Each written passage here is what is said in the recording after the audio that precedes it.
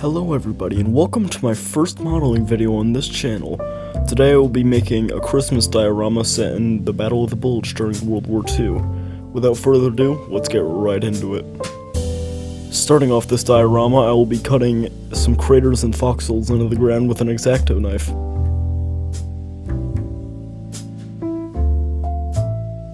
These can then be smoothed out with a spoon or a torch or whatever you have on you. Moving on to our 1/72 Tiger 1 tank, this is labeled Tiger 332. The only Tiger 332 that I was able to find that fought in the Battle of the Bulge was a King Tiger tank, and not the one that I have, but this'll do. One thing I always like to do when planning out my dioramas is drawing specific marks in the foam with pencils, just to see where everything is going to go. In this case I'm drawing the road. The tiger is actually going to be knocked out in a ditch, so here's just me drawing the outline for that ditch. Moving on, we have some 1/72 miniatures. These are Italy US infantry winter wear, and I actually used some just normal US infantry mixed in there, such as this guy. Here you can see me digging out that area, or the ditch that the tank is going to be knocked out in with the spoon.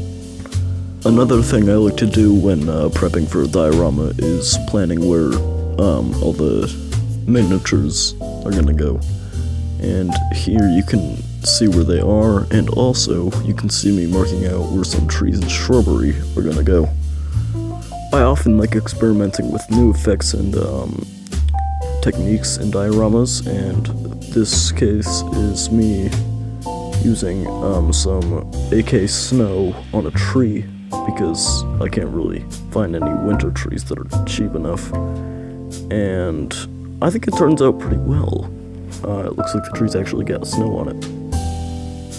An issue with these trees is that they look extremely plasticky on the trunks and stuff, so I'm going to fix that by using Mr. Mark Weathering Brown, and that gives the trees a much more realistic and darker kind of look to them. And sure enough, that effect does turn out very well on the trees. I'm quite happy with how they turned out. Because this is a pretty big piece of foam and about half of it is unoccupied, I'm gonna cut it. And now, to make the diorama more realistically war-torn. I'm kidding, of course, but that would be pretty cool. I'm gonna add a few more dead trees around the diorama just to give it a little more life, ironically. And I'm gonna hit them with the same snow effect as the evergreen ones.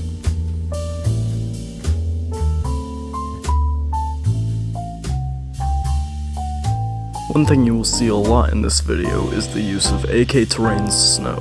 Now, I love AK Terrain's snow, and here I'm using it to secure the trees to the ground, as it's surprisingly good at doing stuff like that.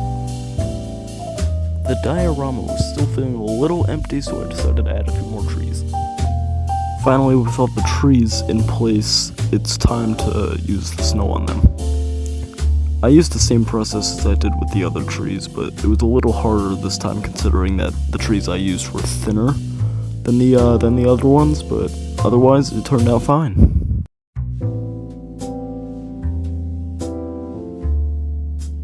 Just like the other trees, I put top snow on these ones, although again it was harder because the trees were thinner. Moving on to the road running through the middle of the diorama, for this I will be using some dried modeling grass and scenic cement. Here I'm brushing the scenic cement on. Sprinkling the actual grass on can get a bit messy, but as long as you wipe it off in the end, it's fine. Now, sprinkling the grass on is basically finished, however I still have to dump off any excess into a garbage can or something. At this point, I can begin applying AK Terrain's Dark Earth where I want to. With this, I can also use the same technique on the figurines as I did with the snow.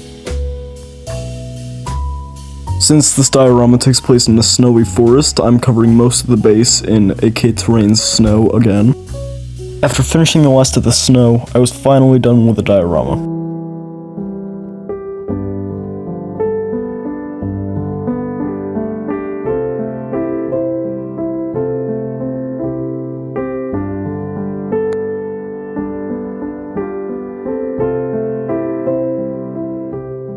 Thank you all so much for watching. Don't forget to like and subscribe, and have a Merry Christmas.